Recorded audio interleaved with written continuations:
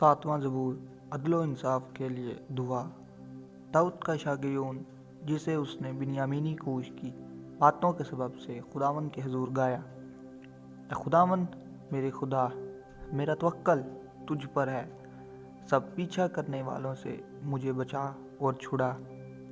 ऐसा ना हो कि वो शेर बब्बर की तरह मेरी जान को फाड़े, वो उसे टुकड़े टुकड़े कर दे और कोई छुड़ाने वाला ना हो।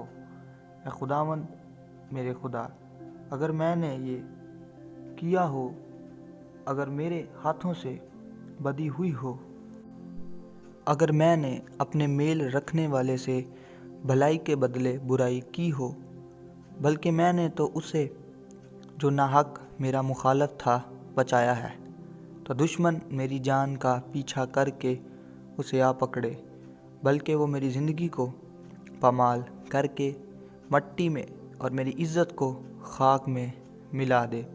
ए खुदावंद अपने कहर में उठ, मेरे मुखालफों के गज़ब के मुकाबला में तू खड़ा हो जा और मेरे लिए जाग। तूने इंसाफ का हुक्म तो दे दिया है, तेरे चौगिर्द कौमों का इज्तिमा हो और तू उनके ऊपर आलम बाला को लौट जा।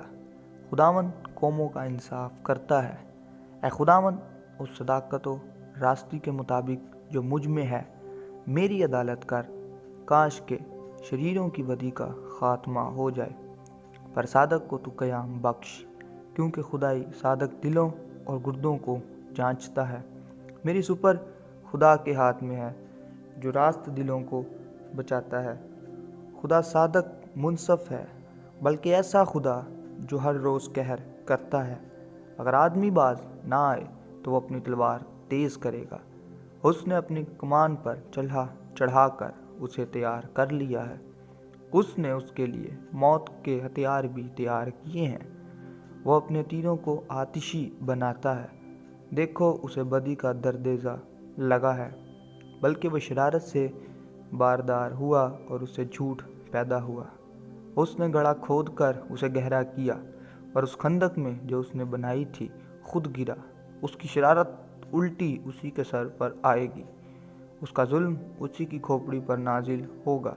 खुदावंद की सदाकत के मुताबिक मैं उसका शुक्र करूँगा और खुदावंद ताला के नाम की तारीफ़ गाऊँगा। आमीन।